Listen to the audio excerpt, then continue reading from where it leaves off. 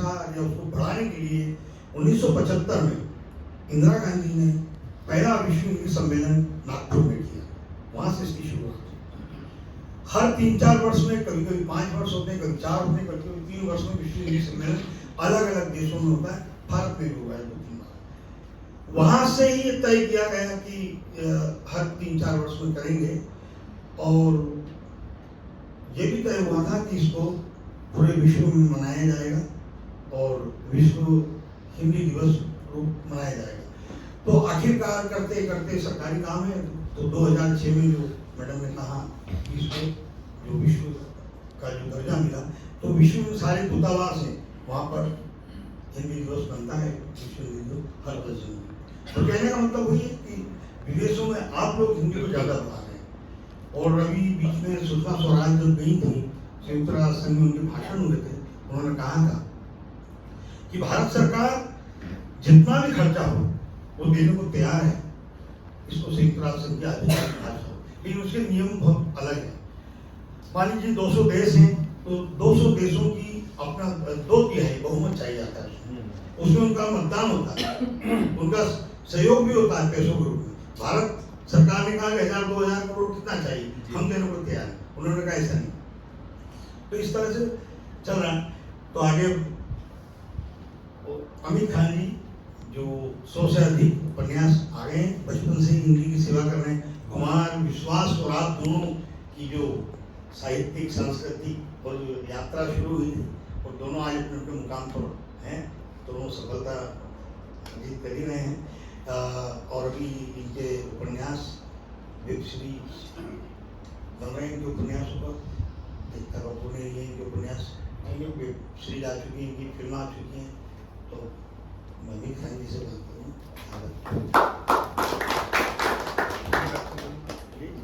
बगैर भाई को बोलिए, आप तो आ दे रहे हैं, आप खुद आपके शो आते हैं, आप रेडियो भी बहुत चलते हैं। बगैर भाई को बोलिए। देखिए, विषय है हिंदी की विकास यात्रा और शिखा जी। मैं दोनों को अगर एक ही लाइन में शुरू करूं कि मैं थोड़ा पॉजिटिव हूं हिंदी को लेकर। पहली बात तो मैं हिंदी को संघर्ष और जो बहुत नेगेटिव तरह से हिंदी को संघर्ष करना पड़ रहा, मैंने तो अपने जीवन में होते हुए नहीं देखा, क्योंकि हिंदी की विकास यात्रा में खुद पहली बात। बहुत बढ़िया।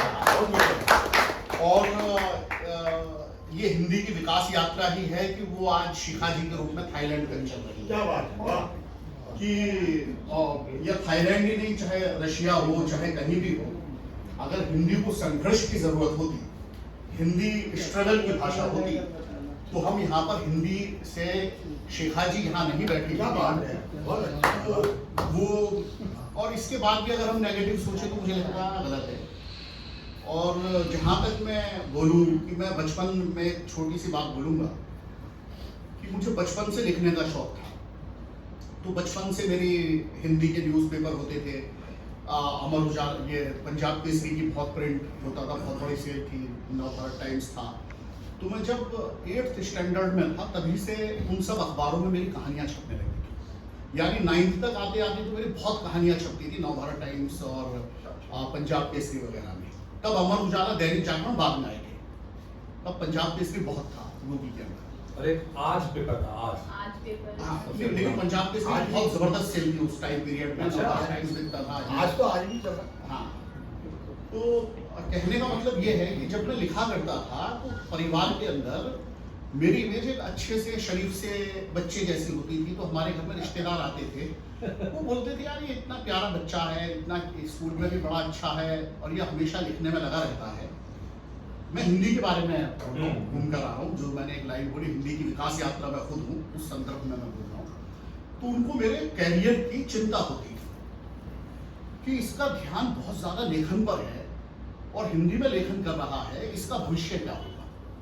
मेरे बड़े भाई थे जो बिजनेसमैन थे और एकदम हार्डकोर बिजनेसमैन जो होते हैं, जो था ना, जिनको पूरा व्यवसाय की बड़ी अच्छी समझ और हमारे पारिवारिक जो चीजें थी वो बिजनेस के तौर पे वो हैंडल करते थे। और मुझे बिजनेस की ABCD में भी इंटरेस्ट नहीं था।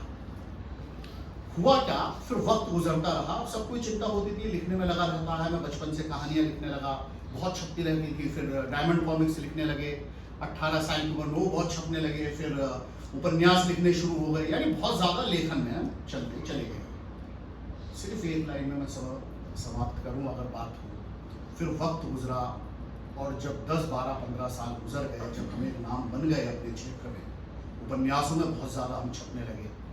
और जितने हमारे पब्लिशर हुआ करते थे, चाहे डायमंड पॉकेट बुक्स हो, चाहे उस टाइम पीरियड में राज पॉकेट बुक्स होते थे, मनोज पॉकेट बुक्स होते थे, सब जगह से छपते थे। ये मैं बहुत पहले की बात करता हूँ। तो हम बहुत पैसा कमाने लगे। सिर्फ एक जो बात थी कि विकास यात्रा और हिंदी के पॉइंट से, जो हमारे भाई सब बड़े भाई थे, यानी मैं उनसे ज्यादा पैसा बचपन में कमाने लगा था हिंदी से। जिस समय में लोग ये नहीं सोचते कि हमें अपना कैरियर बनाना है तो हम करेंगे क्या, हमें क्लियर था अपने पॉइंट से कि हमें क्या करना है। चूंकि हम पैसा इतना आने लगा था, और ये मैं बदलते हुए परिवेश के संदर्भ में मैं बात बोल रहा हूँ, वो विकास यात्रा जो मैंने खुद अपने बारे में बोला, तो मेरे जो मित्र थे वो उन पैसों को देखकर सोचने लगे थे, काश हिंदी लेखन शुरू कर दें। मेरे बड़े भाई थे, उन्होंने लेखन शुरू कर दिया। समझ गए? तो ये हिंदी की असली विकास यात्रा थी। हाँ, ये हिंदी की असली विकास यात्रा थी। और मैंने जीवन में दूसरा कोई काम नहीं किया लेखन के अलावा। मेरे यही लोखंडवाला के आसपास 2 घर हैं, अभी मैं एक ऑफिस भी लेने जा रहा हूँ, गाड़ी भी है। हाँ, तो सब सिर्फ और सिर्फ हिंदी लेखन से। किसी का जिंदगी में आज तक जॉब नहीं किया, कोई नौकरी नहीं की, परिवार में अच्छे बच्चे सब, यानी और सिर्फ और सिर्फ हिंदी से किया है। सिर्फ हिंदी से भी नहीं, सिर्फ और सिर्फ लेखन से किया है। और इसके लिए मैंने बोला हिंदी की विकास यात्रा में खुद।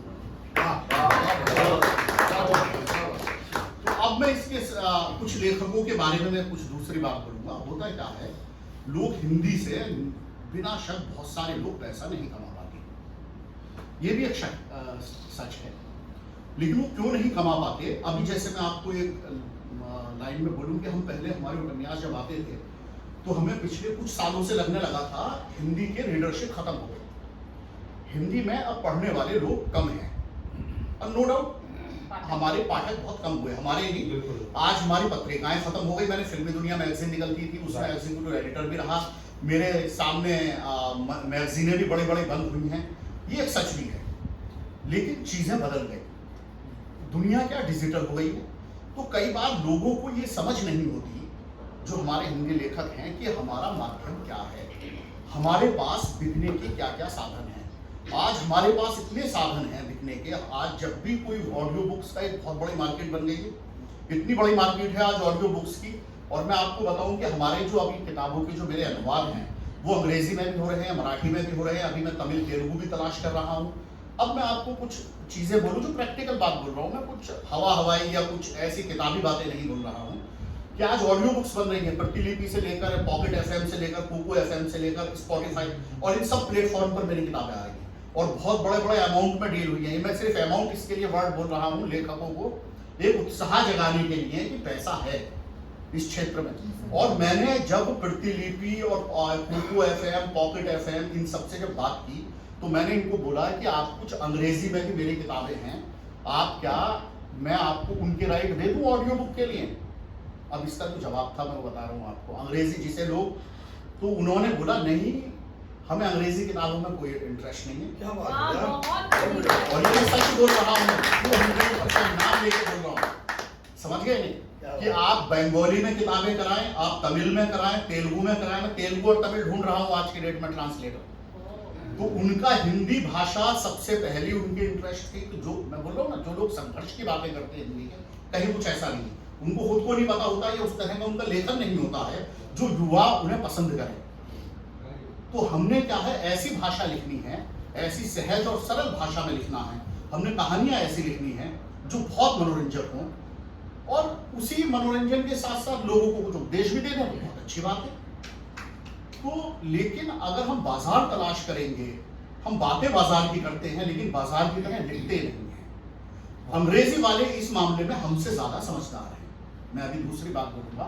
रीजन क्या है कि जब मैं थ्रिलर राइटर हूँ, जासूसी लिखने वाले लोग हैं हम, अगाथा क्रिस्टी, यान फ्लेमिंग, उस तरह की दुनिया के लोग हैं हम। लेकिन जब हम यान फ्लेमिंग को पढ़ते हैं, हम जब जॉन गार्डनर को पढ़ते हैं, और जब हम हिंदी राइटर्स पढ़ते हैं, मैं अपने क्षेत्र की बात कर रहा हूँ, डिटेक्टिव और थ्रिलर राइटर्स की बात कर रहा हूँ, उनमें और हमारे लेखन में क्या फर्क होता है कि जो हमारे लेखक हैं वो बहुत छोटी छोटी जगह से आते हैं। उन्होंने सबसे पहली बात फर्क ये है कि दुनिया बहुत कम देखी है। जब हम बातें करते हैं कि आपने अर्बन लेखन करना है, तो पहले लेखक तो अर्बन होना चाहिए। वो लेखक ने दुनिया नहीं देखी है, लेखक ने दुनिया नहीं देखी है, तो वो अर्बन लेखन क्या करेगा? वो उन युवाओं के लिए क्या लिखेगा जो बेसिकली खरीदने की ताकत रखते हैं। होता है ना, लोग बोलते हैं 500 रुपए की किताब अंग्रेजी की बिक जाती है, 200 रुपए की किताब हिंदी की नहीं बिकती। तो सवाल यह है, 200 अच्छा जो 200 रुपए की खरीदने की ताकत रखते हैं, वो खुद बहुत इंटेलिजेंट इंटेलेक्चुअल रीडर हैं, तो उनको वो लेखक समझ में नहीं आते जो बहुत देसी अंदाज में लेखन करते हैं। तो ये बड़ा फर्क है कि हमारा बिकने का जो वर्ग है, जो लोग खरीदार हैं हमारे, उनकी भाषा के लिए हम लिखें। तो ये मैं थोड़ी पॉजिटिव बात कर रहा हूँ, बाकी कुछ नहीं। लोग वरना रोते हैं खामा, मुझे हंसी आती है जब मैं सुनता हूँ कि हिंदी के लिए हिंदी हम देश में खो रहे हैं, ऐसा हो रहा है। नहीं, कुछ ऐसा नहीं है। और अंग्रेजी हमेशा हमसे ऊपर रहने वाली है, इसमें भी कोई चौंकने की बात नहीं है, ये सत्य है। चूंकि अंग्रेजी क्या है, पूरे विश्व में है, अंग्रेजी क्या है, हमको एक ग्लोबल सिटीजन के तौर पर कनेक्ट करती है, तो इसमें कोई बुरी बात नहीं है। लेकिन हिंदी का भी कोई संघर्ष वगैरह जैसा कुछ नहीं मुझे तो लगता, कि कहीं कोई संघर्ष की बात नहीं है। हाँ, हमें हिंदी में अच्छे, अगर मैं लेखन के बारे में बोलूँ तो बहुत अच्छे लेखन की जरूरत है। हम नहीं समझ पाते, हमारी किताबें नहीं बिकती, तो हमें लगता है हम संघर्ष कर रहे हैं, चूंकि हमारी किताबें छापने वाले नहीं होते। छापने वाले इसके लिए नहीं होते चूंकि हम उस तरह का लेखन ही नहीं कर रहे। वरना आज नए नए लेखक आए हैं, सत्य व्यास हैं, और बहुत सारे लेखक हैं जो आज हिंदी में बहुत अच्छा काम कर रहे हैं। हिंदी युगम बहुत अच्छा काम कर रहा है आज की डेट में, उनकी किताबें बहुत तादाद में बिक रही हैं। और दुनिया भर में हिंदी का जो किताबें छपना, ऑडियो बुक है, ई बुक की बहुत बड़ी मार्केट है आज की डेट में। और मुझे लगा और भी नई नई चीजें आएंगी, तो हमने पॉजिटिव लेना चाहिए। और हिंदी की विकास यात्रा यही है कि थाईलैंड तक तो पहुंच गई है, हालांकि मुझे तो इससे आगे तक भी दिखाई देता। एशिया में क्या पूरी दुनिया में हमारी ई बुक प्रिंट होती हैं। मैं आपको अपना गूगल का किंडल का अकाउंट अभी खोल के दिखा दूं, तो जिन पर हमारी किताबें डेली पढ़ी जाती है, जब हम सुबह उठते हैं तो कई हजार पेज पढ़ लिए जाते हैं। और उसमें आपको ये सिर्फ बोलने की बात नहीं है, बिना शक हमारे हिंदी में रीडर बहुत ज्यादा, हिंदुस्तान में रीडर बहुत ज्यादा है। लेकिन उस किंडल अकाउंट से आपको पता चलेगा, जहां पर हमें डॉलर में पेमेंट और सब तरह से आता है, तो किंडल ऑस्ट्रेलिया में बहुत ज्यादा लोग पढ़ रहे हैं, कनाडा में बहुत ज्यादा लोग पढ़ते हैं, अमेरिका में बहुत ज्यादा लोग पढ़ रहे हैं। भारत से ज्यादा वैश्विक जगत के बल- अंदर हिंदी। बल्कि मेरे माइंड में शुरू में आता था शायद अरब कंट्रीज में बहुत ज्यादा पढ़ने वाले लोग होंगे, शायद बांग्लादेश में लोग बहुत ज्यादा पढ़ने वाले होंगे, लेकिन ऐसा नहीं है। हमें जो मैंने कंट्रीज के नाम लिए सब वो इंग्लिश कंट्रीज हैं जो मैंने नाम, और ये मैं हवा में नहीं बोल रहा हूँ, ये सब मेरे हाथ में किंडल अकाउंट में अभी खोलूंगा और किंडल में आपको डॉलर में दिखाई दे जाएगा कि ये यूएस डॉलर्स के पैसे इनके पास आए हुए हैं, ये ऑस्ट्रेलियन डॉलर है, तो वो सब आपको, और दुनिया भर में किताबें जाती है किंडल जो है, तो वो अमित जी वो लोग ट्रांसलेट करके पढ़ते हैं, हिंदी पसंद करते हैं और उसको ट्रांसलेट करते हैं और पूरी उस चीज को समझने की कोशिश करते हैं। हम भारतीय जो हैं, यहाँ हमारा जो पाठक दल है वो इतना नहीं समझता, जबकि वैश्विक जगत के अंदर जैसा कि अमित जी बोल रहे हैं, Australia, USA, UK, France, Germany, Netherlands, Denmark, वहाँ हमारा पाठक बहुत सजग है। अच्छा, दूसरी बात एक और है, जैसे केशव जी बोल रहे थे, वो लाइफ में समाप्त करूंगा वरना बातें तो लंबी हो जाएगी। जैसे केशव जी बोल रहे थे ना कि हिंदी है, हम हिंदी, हिंदुस्तान में तो हमें हिंदी सीखने की जरूरत नहीं होती, हमें हिंदी बहुत ज्यादा हमारे अंदर होती है और इसके लिए हम बहुत ज्यादा गलतियां करते हैं। केशव जी, दुनिया में हम जितने इंसान हैं सब एक जैसे हैं, मैं मानता हूँ। दुनिया में हमें लगता है गलतियां हमारे अंदर है, बिल्कुल नहीं है। जब हम किसी हिंदुस्तानी आप राइटर, इंग्लिश राइटर की आप किताबें पढ़ें, ग्रामर के पॉइंट से हमारा हिंदुस्तानी राइटर ज्यादा अच्छा होगा इंग्लैंड वालों के मुकाबले। इंग्लैंड के जो राइटर हैं उनकी ग्रामर सबसे ज्यादा बकवास होती है, इंग्लिश जो लिखते हैं वो, उनके अंदर भी वही भावना है कि हिंदी हमारे अंदर, वो अंग्रेजी हमारे अंदर, हमें सीखने की कहाँ जरूरत है। तो असली चीज क्या होती है कि हम अपने भावनाएं, अपने इमोशंस, जो हम मीटिंग से पहले ऐसी जब डिस्कशन हो रहा था, सिर्फ एक लाइन की बात होती है कि हम दिल से निकली हुई बात दिल में जाकर करनी चाहिए। अगर हमने ऐसा कुछ लिख दिया है, दुनिया की कोई ताकत नहीं है उसे रोकने की। तो इसी तरह से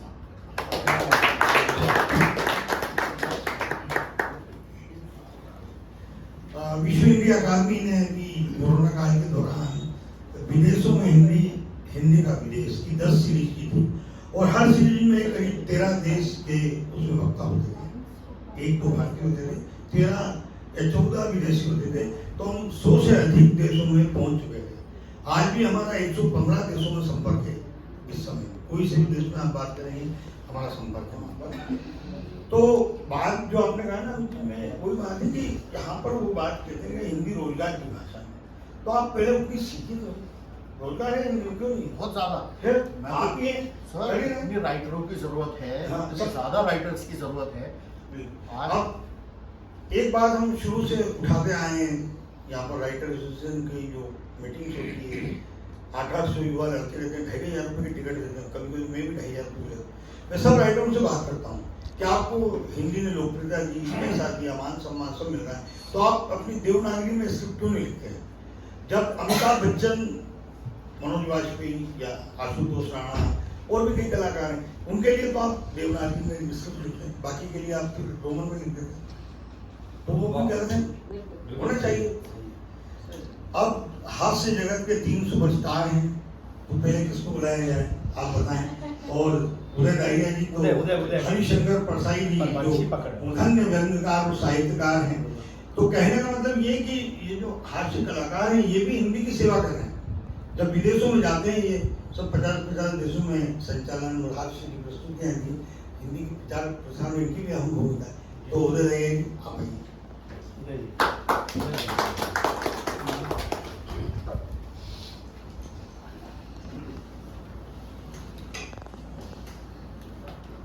स्टैंड अप बैठेगा। ये लाइन करा था, स्टैंड अप बैठेगा। नमस्कार शेखर जी, बहुत बहुत स्वागत है आपका।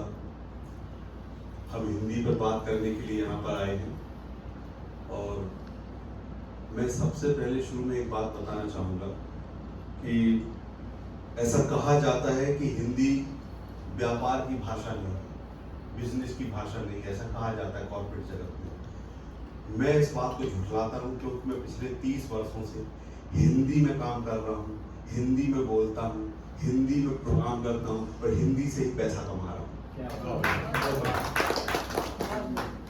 और दूसरी बात यह है कि ऐसा सोचना कि हिंदी भाषा हम बोलते हैं, कुछ लोगों को थोड़ा सा संकोच लगता है कि कहीं पर अंग्रेजी बोली जा रही है, अब मैं यहाँ कैसे बात कर पाऊंगा। मैं गारंटी देता हूँ लोग जो अंग्रेजी बोल रहे हैं और अगर वो हिंदुस्तानी है तो उनको हिंदी तो जरूर आती है।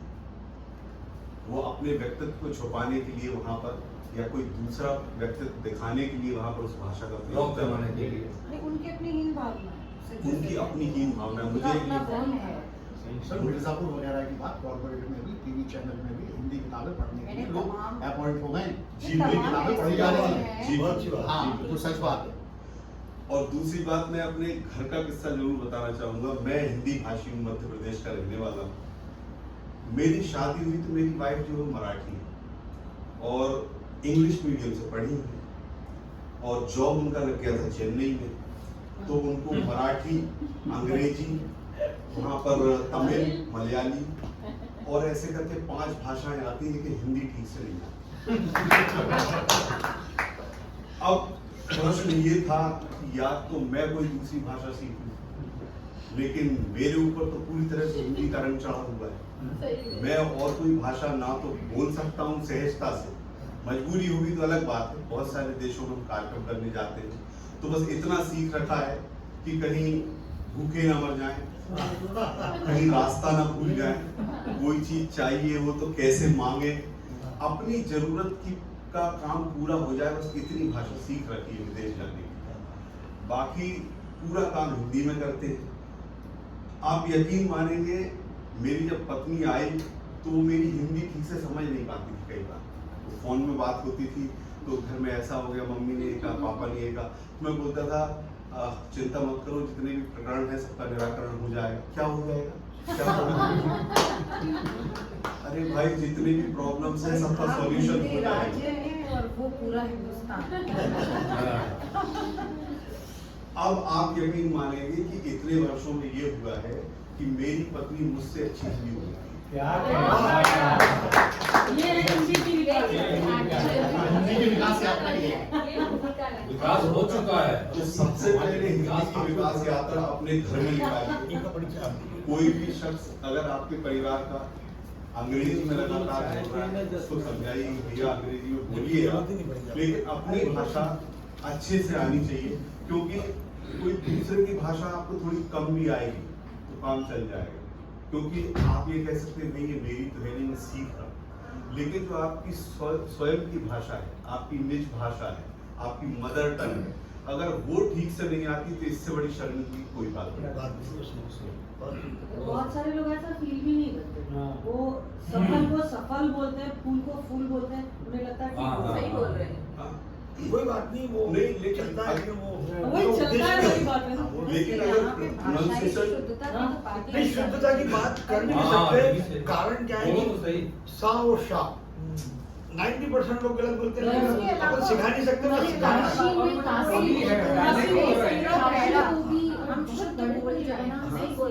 जरूर नहीं। शुद्धता का चक्कर में पड़ना आप सहज रहे, सहज रहे। देखिए शुद्धता की अगर बात की जाए तो मैं कुछ ऐसे लोगों को जानता हूं जिनका शब्दोच्चारण बहुत साफ नहीं था, लेकिन उनकी वाणी में इतना ओज क्या था बात, ये बात, और ये बात, उनके संबोधन में क्या बात? ऐसी आत्मीयता थी और ऐसा खिंचाव था वाह वाह। कि मैं अभी आपको नाम लूंगा और एक आध शख्स का नाम ऐसा बताऊंगा जो विश्व प्रसिद्ध हुए और जिनका जब बोलते थे तो उनका शब्दोच्चारण बहुत सारे शब्द गलत होते तो थे। नरेंद्र मोदी ने सबसे पहले उसमें एक सबसे बड़ा नाम है बहुत से लोग ओशो रजनीश, जिनके आप वक्तव्य जब सुनेंगे बिल्कुल बिल्कुल। तो वो उन्होंने कभी भी एक शब्द होता है हिंदी में घबराहट, वो कभी घबराहट नहीं बोलते थे, वो बोलते थे मुझे घबराहट हो रही। घबराहट भी बोला करते हैं, मतलब थोड़ा सा आप बिहार में चले हाँ, जाइए पीने में वो तो रॉक प्रवाह के चक्कर में। लेकिन वो मध्य प्रदेश का ये मध्य प्रदेश में घबराहट तो वो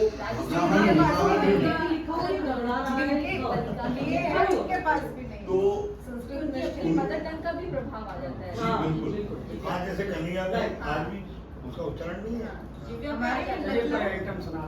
हाँ जी। हाँ एक लाइन कुछ हो जाए। हाँ, बिल्कुल बिल्कुल सुना दूंगा। वाह, क्या बात। वो भी सुना दूंगा। जी वाली बात जरूर बता। हाँ बिल्कुल बिल्कुल बताओ, वही बता दीजिए। जी जी बिल्कुल। कमाल की बात। सबसे पहले तो मैं आपको बताऊं मेरे घर का ये किस्सा है। जब मेरी शादी हो रही थी तो मेरा रंग तो आपको दिखाई दे ही रहा है जैसा भी है, लेकिन मेरी पत्नी बहुत गोरी है, एकदम गोरी है। आप सोचोगे अंग्रेजी बोलती है तो गोरी होगी।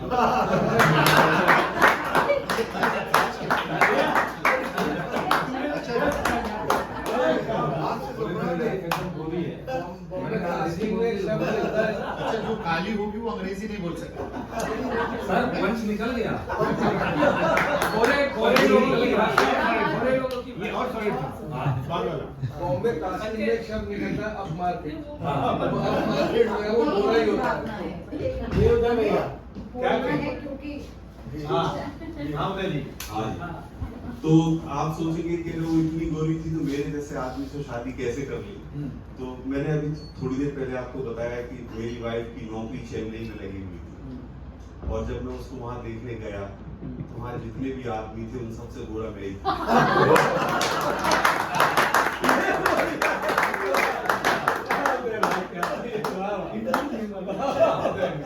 अब आप सोचेंगे कि चलो उनका तो वहां जाकर माइंड डाइवर्ट हो गया, उनके पिताजी को सोचना चाहिए कि मेरी इतनी गोरी लड़की में किससे शादी कर रहा हूँ। साहब यहाँ मेरी लॉटरी लगी। मेरे जो ससुर हैं वो कोयले की खदान में नौकरी करते हैं।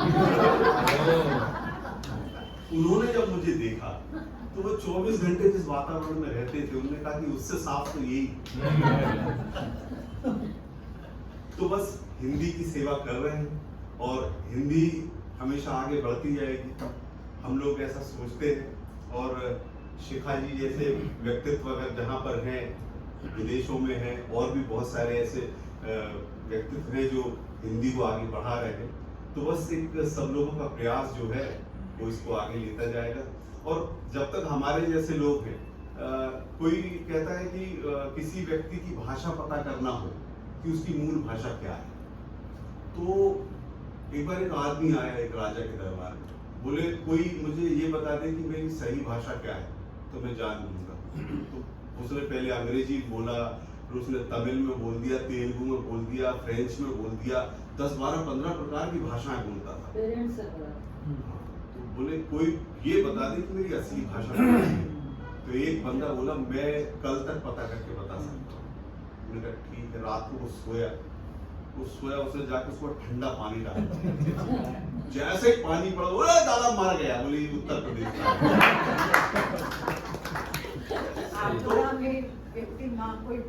तो जब आदमी घबराहट में रहता है, डरा हुआ होता है, अकस्मात उसके ऊपर कोई अगर आघात पड़ता है तो उसके मुंह से अपनी मदर टंग निकलती है और कोई भाषा निकल ही नहीं सकती, क्योंकि सोचने का समय नहीं होता उसके पास। और सोच समझ के बोले जाने वाली जो भाषा होती है वो व्यावसायिक भाषा होती है, और जो स्वतः निकलती है वो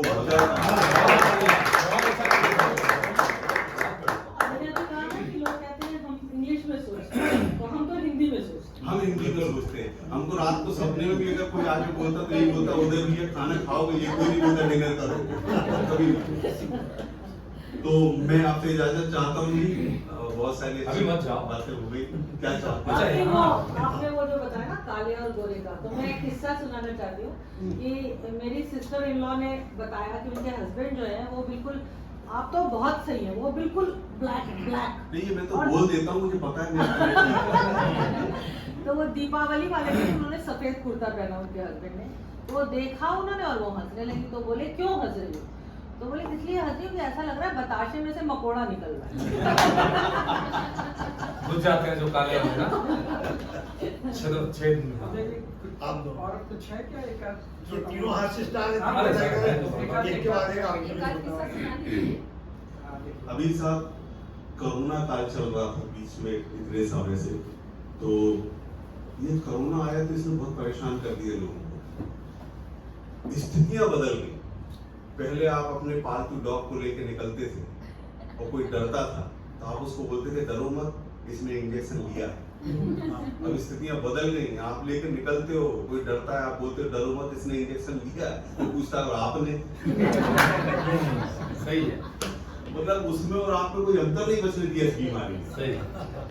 लेकिन इस बीमारी के आने से घर की महिलाएं बहुत खुश हैं, क्योंकि अब उनसे कोई ये नहीं पूछता कि खाने में टेस्ट नहीं आ रहा है। सही है। और अगर गलती से कोई कह दे कि खाने में स्वाद नहीं आ रहा है तो अच्छा, हॉस्पिटल वालों को फोन लगा के आएंगे, ले जाएंगे, 14 दिन क्वारंटाइन रहोगे, हर चीज में स्वाद आएगा। और गलती से घर की गृहिणी अगर खाने में नमक डालना भूल जाए, उससे कोई ये नहीं बोलता कि खाने में स्वाद नहीं आया। सब चुपचाप खाना खाते हैं, फुल टेंशन में रहते हैं। तो खाने के बाद एक एक करके निकलते हैं RT-PCR कराते हैं, पता नहीं क्या हो गया, स्वाद ही नहीं आया। फिर डॉक्टर बताता है कुछ नहीं हुआ है, मैडम का दिमाग सही नहीं है, बोलो नमक डालो। मेरा एक दोस्त मुझसे पूछने लगा, बोले यार उदय भाई कोई ऐसा तरीका बताओ कि डॉक्टर के पास ना जाना पड़े, वो घर में ही पता लग जाए कि आपको कोविड हुआ है कि नहीं। सुनील पाल था। मैं तो रोज 2 बार ट्राई करता हूँ, मुझे पता है क्या करते। अपनी पत्नी से आधा घंटे तक बहस करो और आपकी सांस ना फूले, तो समझ जाओ आपको कोविड नहीं है। गुड। तो मैं अभी यहाँ पर जिनको आमंत्रित करने जा रहा हूँ, हिंदी के मंचों के बहुत ही प्रसिद्ध और एक बहुत पॉपुलर नाम है इनका, और बहुत अच्छा सुनाते हैं, और इनका सुनाने का जो ढंग है मैं बहुत पसंद करता हूँ। तो मेरे भाई दिनेश बावरा जी, बहुत बहुत धन्यवाद उदय जी। शिखा जी की उपस्थिति को प्रणाम करता हूँ। और मैं गोरखपुर से हूँ और मैंने 12 साल तो यूनिवर्सिटी में काम किया है, तो मैं हिंदी का वहाँ भी कमाया है, लेकिन बाद में मुझे लगा कि मेरी आत्मा का काम मंच का है, तो मैं मंचों पर आ गया और कभी समझूँ की दुनिया में जो भी छोटा मोटा मुझसे हो पाता है वो मैं करता हूँ। और जानवरों की आज तक कोई भाषा नहीं है, लेकिन जानवर आपस में बात कर लेते हैं। उन्हें कोई डर नहीं है कि मेरी भाषा बदल जाएगी या मुझे कोई नई भाषा सीखनी पड़ेगी। वो अपने मन की भाषा बोलते हैं। और वो कौवा एक बार कोई काम करता है तो साथ में सारे कौवे आ जाते हैं। वो कौन सी ऐसी भाषा है वो समझ में नहीं आती है। मुझे लगता है उनकी एक ही भाषा है, उस जमाने से आज तक बदली नहीं है। न कौवा मरा है, न कौवे की भाषा मरी है, वही शांत पक्ष है। हमने अपने भाषा के प्रति अविश्वास पैदा कर दिया, इतनी सी बात है। जानवरों ने अपनी भाषा के प्रति अविश्वास पैदा नहीं किया, इसलिए आज वो भी इस तरीके से इतनी सी बात है। तो इतनी सी बात है। मातृभाषा इसलिए कहा जाता है क्योंकि पहली बार बच्चा जो भाषा सीखता है वो कोई भाषा ही नहीं होती। ल ल ल ल ल ओ मेरा बच्चा को ये कोई भाषा नहीं होती। लेकिन माँ से बच्चा सबसे पहली बार भाषा बोलने सीख देखता है, कुछ बोल रही है, बस वहीं से मातृभाषा का जन्म होता है। इसलिए उसको मातृभाषा कहा जाता है, पितृपक्ष कहा जाता है। मातृभाषा वहीं से जन्म लेती है। लेकिन मातृभाषा के बारे में जितना मैंने छोटा मोटा अध्ययन देखा है, सर ने बहुत अच्छी बात बोले कि हम अर्बन जब तक देखे नहीं तब तक कैसे। प्रॉब्लम ये है कि हम छिपा के रखते हैं। दुनिया में इतने केशव जी इतने बड़े ड्रेस डिजाइनर हैं, कितने बड़े लंदन स्कूल। मैंने एक दिन सोचा हमारे पूर्वजों ने 2 ड्रेस बनाए, एक धोती और एक साड़ी। 2 ही बनाए ना। साड़ी मोटी औरत पहने तो लंबी नहीं होती, दुबली पहने तो छोटी नहीं होती। वाह क्या बात है। धोती मोटा आदमी पहने तो छोटी नहीं होती, दुबला आदमी पहने तो लंबी नहीं होती, क्योंकि आत्मा से बनाई हुई चीज है, व्यवसाय के लिए बनाई हुई चीज है। न कभी सिली गई, न कभी बुनी गई। जहां अच्छा प्रकार देखिए, बंगाली पहने तो बंगाली हो जाती है, गुजराती पहने तो गुजराती हो जाती है। वाह वाह वाह क्या बात है, बहुत बढ़िया। आप तो देखिए तो सही, कभी हमारा कविता का जब परिचय कराते हैं मंचों पर तो कहते हैं कि गुरु नानक संत कबीर जायसी के आंगन में बड़ी हुई, कवि केशव के घर से बाहर निकली रत्नों में मड़ी हुई। जब मीरा की करतार बजी तो कृष्ण भक्त में लीन हुई, मदिराम बिहारी गणानंद को मिली प्रेम में मड़ी हुई। जो जगन्नाथ रत्नाकर का गंगा अवतरण कराती है, ऋषि वाल्मीकि की वो बेटी पावन कविता कहलाती है। हमारा परिचय कहां से? अनपढ़ कबीर से चलता है। हमारा परिचय अनपढ़ कबीर से चलता है। अब अवधि शुद्ध हिंदी में नहीं, तुलसी बाबा ने अवधि में रामायण लिखी, वहां आकर के टिक जाता है। अनपढ़ कबीर से चल करके देखिए लिखा, ठीक है, कामायनी से बड़ा काव्य नहीं है। कामायनी को लेकर निराला ने उसकी जब आलोचना की तो क्या कहा, उन्नाव जिले में, लखनऊ के पास उन्नाव जिले में उस जमाने में आप केशव जी जानते होंगे कि हर जगह किताब का विमोचन होता था, क्योंकि उस जमाने में मीडिया ऐसी नहीं थी। तो निराला जी गुजर रहे थे उधर भैया, तो बोले कि इनका व्यापारी है, ये कविता अगर लिखेंगे तो भी गलत ही लिखेंगे। ये कामायनी की मैं आलोचना राइटिंग की बता रहा हूँ। तो बोले कि किताब मंगाओ, तो मंगाई गई कामायनी की पहला ही 2 लाइन था कि हाँ, बोलती कि हिमगिर के उत्तुंग शिखर पर बैठ शिला के शीतल छांव। बाबा ने कहा मैंने बोला था ना बनिया आदमी गलत करेगा, कर दिया। बोले क्या गलत है? बोले हिमगिर के उत्तुंग शिखर पे बैठ शिला के शीतल छांव। बोले जब उत्तुंग है तो छांव कहां से आ गया? जिसको कामायनी कहा गया, जिसे खंड काव्य कहा गया। तो अगर हम गलतियां ढूंढेंगे तो हमें रामायण में भी मिलेगी, हम गलतियां ढूंढेंगे तो हमें कामायनी में भी मिलेगी, नहीं ढूंढेंगे तो कहीं ना कहीं थाईलैंड तक भी अच्छी तरीके से पहुंच जाएगी, कभी इंग्लैंड भी अच्छी पहुंच जाएगी। कमियां मत ढूंढिए साहब, माँ की भाषा बोलिए, अनपढ़ माँ की भाषा बोलिए। हिंदी मेरी माँ की भाषा है, मेरे गांव की भाषा है। आप जब उसमें आप वो ढूंढेंगे कि वैभव ढूंढेंगे ना अपनी भाषा में, तब तक आपको हीन भावना का जन्म देना पड़ेगा, हीन भावना से गुजरना पड़ेगा। और जब उसमें माँ ढूंढेंगे ना, तब तक आपको गर्व होगा, स्वाभिमान होगा कि मैं अपनी माँ से जुड़ी हुई हूँ, अपने परिवार से जुड़ा हुआ हूँ। हिंदी क्या भाषा है, अद्भुत भाषा है साहब। उसके अंदर जो मिठास है, जितने पर्यायवाची शब्द हैं, जिस तरीके की अभिव्यक्ति है। अब पनघट को कौन सी अंग्रेजी भाषा में बोलेंगे बताइए? पनघट के लिए शब्द ही नहीं है, पनघट तो पनघट ही है। गागर के लिए आप क्या शब्द लेके आएंगे बताइए? हिंदी अपने आप में, लेकिन मैं भावुक हूँ हिंदी को लेकर के, हिंदी का खाता पीता हूँ। केशव जी, प्रज्ञा जी शेर कहती हैं और सारे लोग कविता में एक छोटी सी कविता सुनाता हूँ, क्योंकि लोग मुझे कहते हैं कि मैं बहुत छोटी सी कविता कि हास्य रंग के साथ ही मैं थोड़ा सा अरे ना ना, उससे अच्छी निकली है।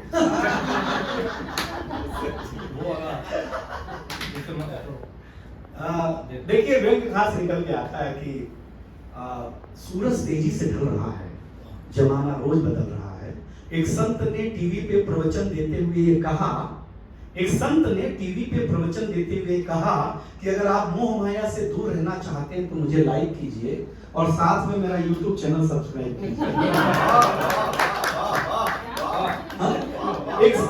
जमाना सूरज तेजी से ढल रहा है, जमाना रोज बदल रहा है। एक संत ने टीवी पे प्रवचन देते हुए कहा कि अगर आप मोह माया से दूर रहना चाहते हैं तो मुझे लाइक कीजिए, साथ में मेरा YouTube चैनल सब्सक्राइब कीजिए। आज नहीं तो कल होना चाहता है और ये हर एक वायरल होना चाहता है। पहले मेरा बच्चा घर से बाहर जाता था तो मेरा जी घबराता था, घड़ी पे नजर रहती थी, समय पे नहीं आता था तो मैं पड़ोस में पूछने चला जाता था। लेकिन अब मैं लाचार हूँ, बेकार हूँ, खुद पे ही मेरा बस नहीं चल रहा है। मेरी आंखों के सामने मेरे बच्चे को मोबाइल निकल रहा है, मैं चिल्ला रहा हूँ, मैं किसी को बुला रहा हूँ। इस घटना ने मुझे परेशान कर दिया है। अभी मैंने अपने बच्चे का बचपन देखा भी नहीं कि इस मोबाइल की दुनिया ने उसे जवान कर दिया। अभी मैंने अपने बच्चे का बचपन देखा भी नहीं, इस मोबाइल की दुनिया ने उसे, मैं बुराई नहीं कर रहा हूँ, मैं बुराई नहीं कर रहा हूँ, लेकिन आदत और लत दो शब्द हैं, आदत और लत। आदत अच्छी चीज है, लत बुरी चीज है। हम लत के दौर में, हम लत के दौर में। तो जमाना जो सूरज तेजी से ढल रहा है, जमाना रोज बदल रहा है। एक संत ने टीवी पे प्रवचन देते हुए कहा कि अगर आप मोह माया से दूर रहना चाहते हैं तो मुझे लाइक कीजिए, साथ में मेरा YouTube चैनल सब्सक्राइब कीजिए। आप देखिएगा कि आज नहीं तो कल होना चाहता है, एक वायरल होना चाहता है। एक संत ने बहुत मन के साथ, अंतिम दो पंक्तियां बताता हूं कि दुनिया तूने कुछ अजीब सा परोसा है। आज लोगों को गुरु से ज्यादा गूगल पे भरोसा।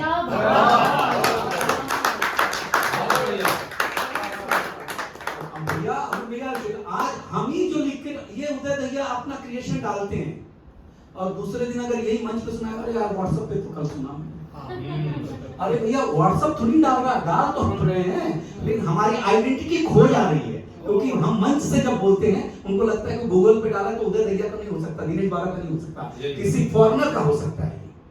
हमारा थॉट जो केस अभी बदल रहा है, अविश्वसनीयता के कारण बदल रहा है। आप विश्वास रखिए, इतना अच्छी हिंदी अंग्रेजी में लिखा जाता है, उससे ज्यादा अच्छा हिंदी में लिखा जा सकता है। बस ये विश्वास ही आपको आगे बढ़ाएगा। बहुत बहुत धन्यवाद।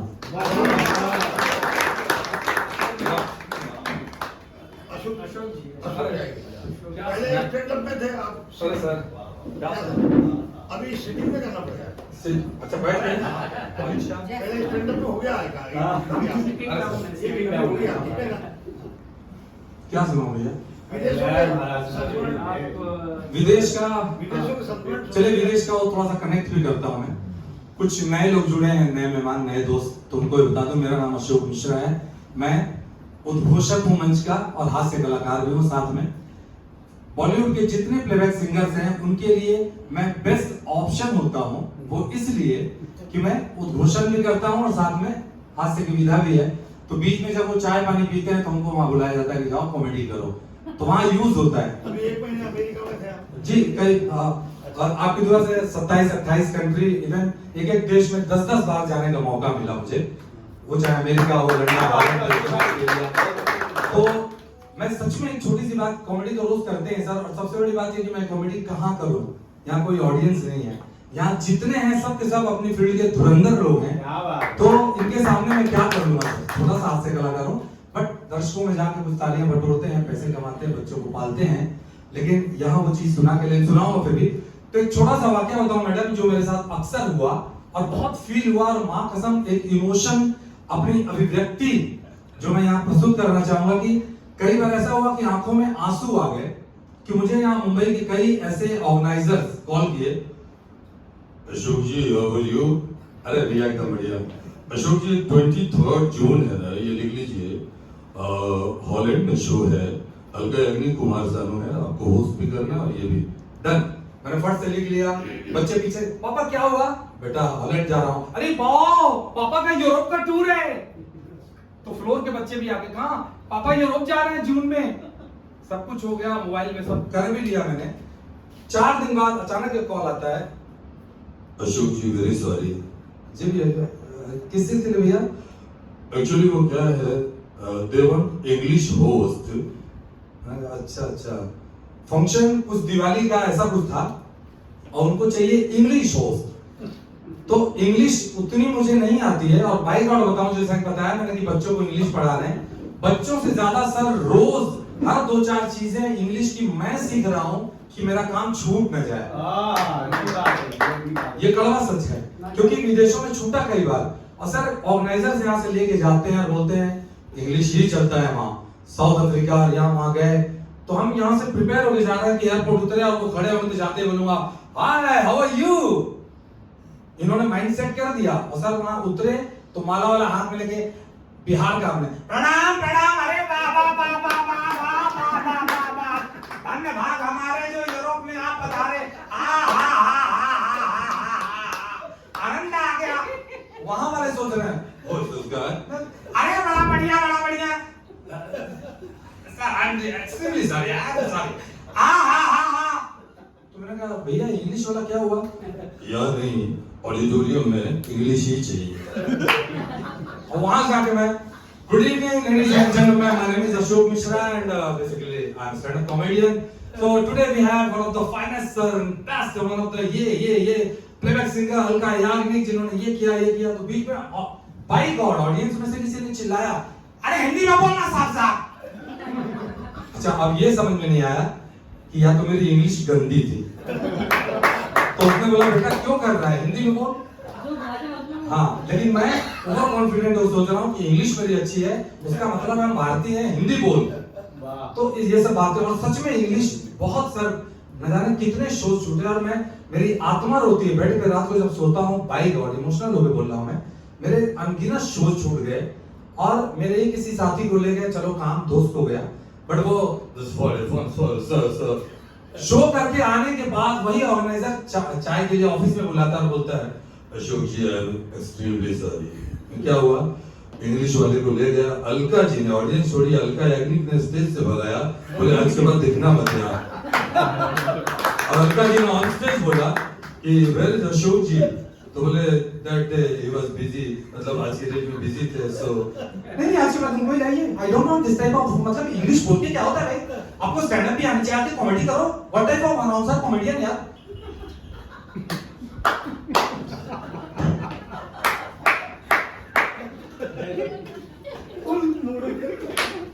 बाद में वो आर्टिस्ट भी आया पेमेंट लेने एक दिन, उस दिन भी मुझे चाय पे बुलाया, तो ऐसा बैठा है। और नीरज जी कोई नेक्स्ट शो? फिलहाल तो 6 महीने के लिए तुम जरूरत नहीं है तुम्हारी, यही है जो फ्लॉप हुआ है। और कैसा रहा हॉलैंड? हॉलैंड का बहुत ही नल्ला सा बड़ा जबरदस्त नल्ला शो, मजा आ गया। तो सर बाई गॉड अब सोचिए आपके, एक तो ये फ्लॉप हो गया, मैं ये नहीं बोल रहा मैं हिट होता हूँ, फ्लॉप हो गया बुरी तरह, सब कुछ हुआ, लेकिन मेरा काम छीना गया, जो मेरे बच्चों के हिस्से का पैसा था वो छीना गया। तो इंग्लिश इतना हावी हुआ है, और सच में मैं रोज सीख रहा हूँ, बहुत सारे लोग सीख रहे हैं, सीखना भी चाहिए, लेकिन हिंदी पर विशेष ध्यान हो, इसके लिए धन्यवाद। आइए खैर, सोशल मीडिया की बातें चल रही हैं, जिसको देखो लगे हैं। अब वो उधर मैडम भी 1-2 बार देखा, देख रही थी, ऐसे कई लोग लगे हुए हैं मोबाइल में। आप इधर कुछ भी बोलते रहो, उधर सामने इधर लगे हुए हैं। तो हिंदी इस तरह की भाषा है, हेलो फंक्शन और हिंदी को ये भी मिला, आपने तो क्यों बाद में हिंदी फंक्शन चल रहा है उसमें, अब इसमें ये भी हुआ, हेलो हे माता, हेलो। तो बीच में मोबाइल पे भी लगे हैं, तो सोशल मीडिया पे इतना कनेक्ट हो गया, तो उस पे मैंने एक वीडियो बनाई, तो इसको 4-5 बार मैंने पेश किया, तो लोगों को पसंद आया, शायद आपको भी है जी। और ये सोच के एंजॉय करिए कि आप दर्शक हैं, डराइए मत आप। ये मैडम ज्यादा डर लग रहा है, कॉन्फिडेंस दिखता है, मैडम को इतना थिएटर किया, इतना सब कुछ किया है कि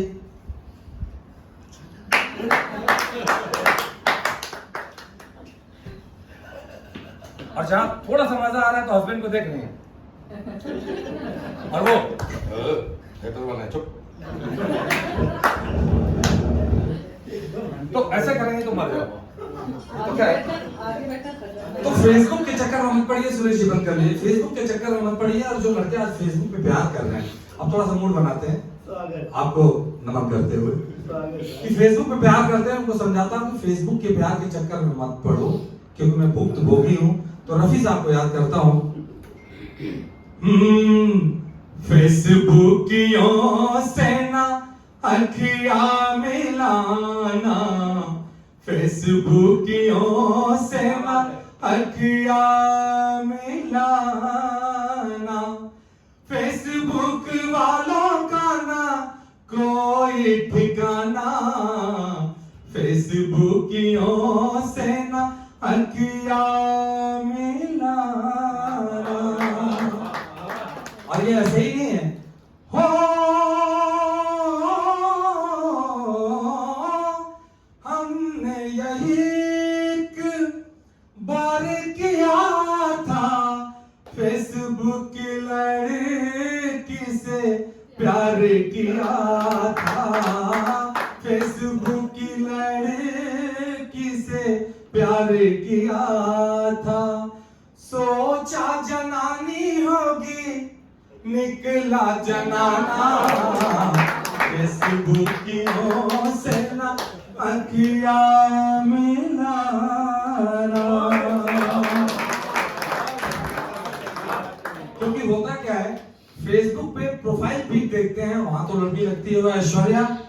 मैंने कहा एक बार उसका कांटेक्ट नंबर ले, जाके एक बार मिल, अगर यही ऐश्वर्या श्रीलंका का जयसूर्या ना निकल जाए।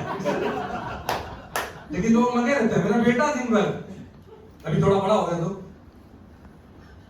अच्छा बच्चे जब थोड़े से बड़े होते हैं ना, हल्की मूंछें वूंछें आती हैं और आवाज मोटी फट जाती है ना आवाज, बोला बेटा दिन भर मोबाइल पे मत रहो। अरे बाबा आपको जब कुछ मालूम नहीं तो डोंट डिस्टर्ब मी। मोबाइल पे दिन भर मत रहो, फेसबुक पे खाना नहीं मिलेगा तो पापा आपको क्या लग रहा है मैं खाना ढूंढ रहा हूँ, तो फिर खाना बनाने वाली ढूंढ रहा हूँ। ऐसा फेसबुक तीन चक्करों में नहीं, लेकिन सब लगे हुए क्या कर सकते हैं। बाकी मैं शादीशुदा इंसान हूँ, जल्दी 2-4 लाइन और बता दूं। शादीशुदा इंसान हूँ, मेरी पत्नी बहुत ही प्यारी है, बहुत ही प्यारी, बहुत ही खूबसूरत। और मैं आपसे रिक्वेस्ट करूंगा कि आप लोग माताएं बहन बैठे हैं तो आप बुरा मत मानिएगा, क्योंकि महिलाओं को कभी भी हम डोमिनेट नहीं कर सकते हैं, लेकिन हास्य का पुट डालने के लिए थोड़ा सा इनपुट वो लेना पड़ता है। महिलाओं को कहीं नीचे तो कहीं ऊपर हम लोग करते हैं ताकि लोग हंसे। आप समझ सकती हैं, आप फनकारा हैं। माँ के साथ ये भी हंस रही है, मालूम कैसा?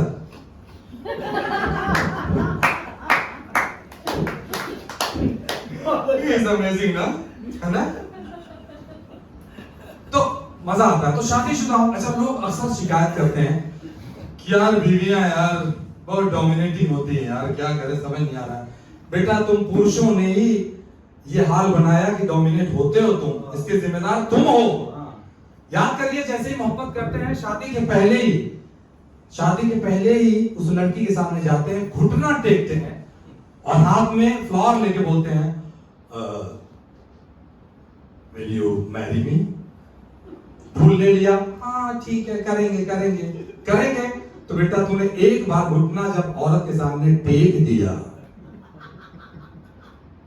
हमें जो लोटा की तरह ताली नहीं भेजी तो आगे नहीं बढ़ूंगा। एक बार औरत के सामने घुटना टेक दिया तो सारी जिंदगी टेक। अच्छा कुछ लोग बोलते हैं यार मेरी वाली तो मारती भी है यार, तो इसके जिम्मेदार भी हम ही है केशव भैया। आपको याद होगा हिंदू संस्कृति के हिसाब से जब शादी होती है, जैसे ही लड़की ससुराल जाती है विदा होके, जैसे ही मुख्य द्वार पे पहुंचती है, लोटे में चावल पानी अक्षत फूल आम का पत्ता लोटे में भर के रखते हैं। जैसे ही गेट पे जाती है बोलते हैं लात मार के अंदर घुस जा। एक लात मारती है और तब प्यार से अंदर घुसती है। अब आप बताइए जो लात मार के घुस गए,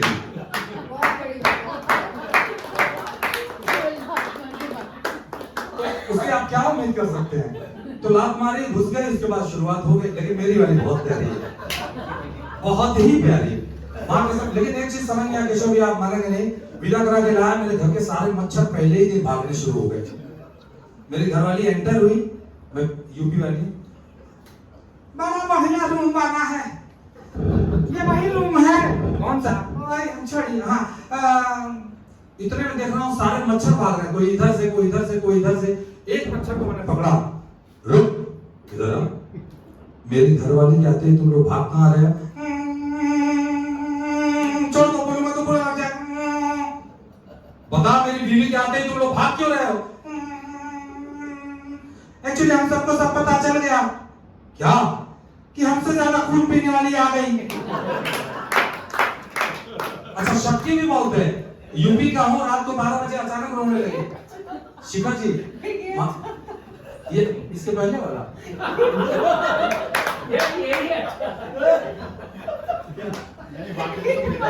अच्छा ये हम लोग क्या करें छोटे से। तो सर इतनी प्यारी शक्ति बहुत ज्यादा है, आप मानेंगे नहीं, इतनी शक्ति है, मैं तो देख ही नहीं रही, आप बिलीव नहीं करते।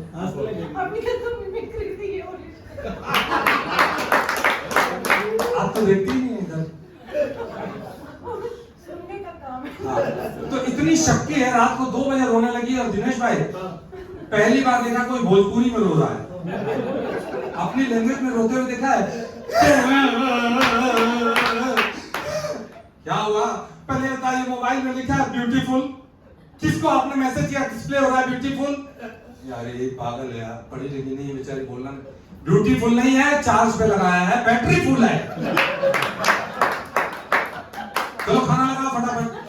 अब जाइए काम करिए, अब जाके नहा लीजिए, तब तक मैं खाना बनाती हूँ, गर्मा गर्म एकदम खिलाऊंगी। ठीक है गर्मा गर्म खिलाना।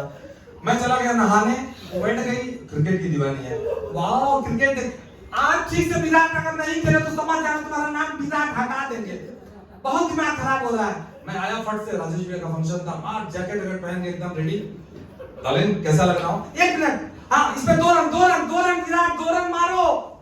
वो छोड़ो, कैसा लग रहा हूँ? अरे इसमें तो हाँ एक तो विराट, 1 तो मारो। डालिन कैसा लग रहा हूँ? छक्का। उसे उधर ले गई। मैंने कहा जल्दी खाना लगाओ, भूख लगी है। ठीक है, गई सूखी रोटी, कड़क रोटी सूखी लेके आई, खा लीजिए। सूखी रोटी, आप ही तो रोज रोते हैं, काम ठीक से नहीं चल रहा है, 2.5 साल से कोरोना है, मैं बहुत दुखी हूँ। तो दुखी है तो सूखी रोटी खाइए। मैंने कहा सूखी यार, सब्जी तो दो। हाँ।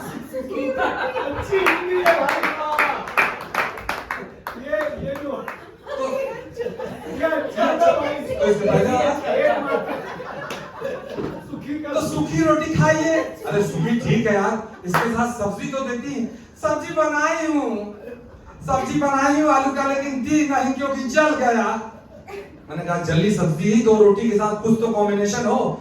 तो कड़क रोटी सूखी रोटी मैडम शिखा जी, और सब्जी जैसे ही खाया देखा नमक नहीं था। मैंने कहा ये जल गया है अलग बात है यार, लेकिन सब्जी में नमक तो डालती, जानबूझ के नहीं डालती। क्यों? अरे आप बोलते कि जला पे नमक छिड़कती। मैंने कहा कोई बात नहीं। अच्छा सुनिए, अब सीरियस सुनिए, अभी तक तो मजाक हुआ। आप मुझे एक बात, आजकल बहुत दुखी लग रहे हैं, एकदम सूख के ककड़ी होते जा रहे हैं, एकदम दुखी हैं आप। मुझे बहुत चिंता सता है। कल अम्मा को फोन पे भी बोली थी कि एकदम अजीब होते जा रहे हैं, मरियल होते जा रहे हैं। इतना मत सोचिए, पागल हो जाएंगे।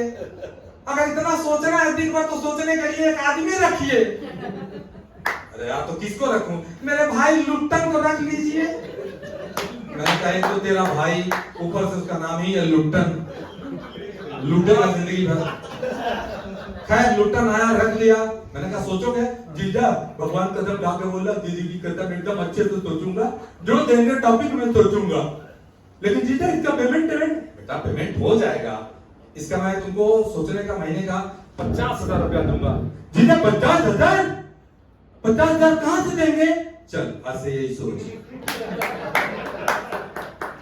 फिर उसको मैंने डांट दिया और चला गया। ये आखिरी लाइन है, सचमुच आखिरी है, कवियों वाला नहीं। तो कवि लोग क्या करते हैं?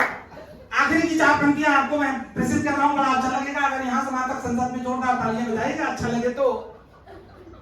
कल हमको एक बड़ी सुंदर कन्या मिली, कहने लगी कि कवि जी मैं आपसे प्यार करने लगी हूँ। हमने कहा क्या नाम है? तो बोले श्वेता। एकदम मरियल थी, लगभग 22 किलो वजन था, और कहने लगी आपसे प्यार करती हैं। तो हमने कहा ये 4 लाइनें आखिरी हैं। तो हमने कहा कि श्वेता जी तेरी शकल भी कोई खास नहीं है।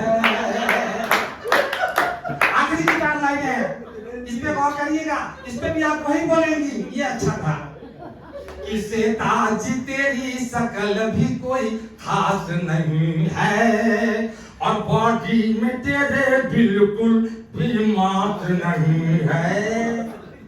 आई लव यू तुझे बोलूं तो मैं बोलूं भी कैसे, क्योंकि बचने की तेरे बिल्कुल भी आस नहीं है, बचने की तेरे बिल्कुल। ये आखिरी 4 लाइनें थी, ऐसा बोला था। अब आखिरी सच में सुनिए, लेकिन मेरा वाला सच में आते हैं। तो आप मेरे भाई को इस तरह आपने किया, डोमिनेट किया, मुझे अच्छा नहीं लगा। अभी आप जाते जाते बोलिए मेरे भाई, मेरी माँ, मेरी बहन, मतलब ससुराल के बारे में आप क्या सोचते हैं? तो फिर आखिरी लाइन मैंने गाया, सुनना? हाँ सुन रही हूँ, कभी प्यार से बात कर। अच्छा सुनो, मैं कैसी लग रही हूँ? बहुत सुंदर। सच में बताइए कैसी लग रही हूँ? बहुत सुंदर। कभी दिल से भी तारीफ किया करिए। क्या? दिल से तारीफ करिए। तारीफ तेरी निकली है दिल से, आई है बन के लब पे सवाली, शिरडी वाले साईं बाबा आया है तेरे दर पे सवाली। Thank you so much. Final line आपकी वाली बहुत सी।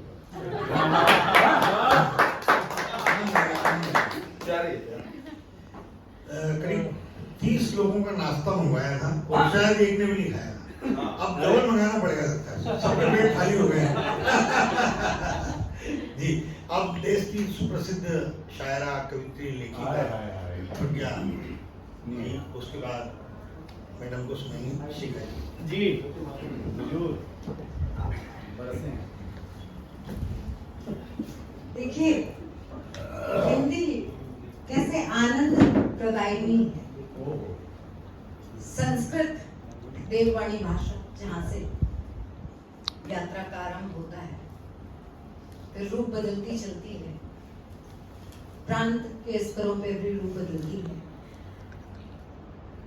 मानकीकृत हिंदी, संस्कृत निष्ठ हिंदी, मैं जिस हिंदुस्तानी हिंदी, ये सब बहुत ऐसी चर्चाएं हैं, गूढ़ चर्चाएं हैं, जिस पर अलग से मुझे विश्वास है शिखा जी के साथ आज पहली बार हम सबको जुड़ने का सौभाग्य मिल रहा है। तो उनके पटल पर हम इस पर भविष्य में इस चर्चा को और आगे बढ़ाएंगे। आज एक शेर याद आता है। अच्छा, मुझे केशव जी ने जब इत्तला किया, जब खबर की, जब मुझे आमंत्रित किया इस कार्यक्रम के लिए, तो वो उस समय के बाद और यहाँ आने से पहले बीच में सिर्फ आधे घंटे का वक्त मुझे खुद पे मिला, और वो आधे घंटे का समय तैयार होने में चला गया। यहाँ कुछ पॉइंट्स, यहाँ कुछ बिंदु मुझे जो समझ में आए, मैं कोशिश करूंगी उनको समेटने की। शकील जमाली साहब का एक शेर याद आता है। उनका शेर है कि अभी रोशन हुआ जाता है रास्ता, अभी रोशन हुआ जाता है, अभी रोशन हुआ जाता है रास्ता, वो देखो एक औरत आ रही है, वो देखो एक औरत आ रही है।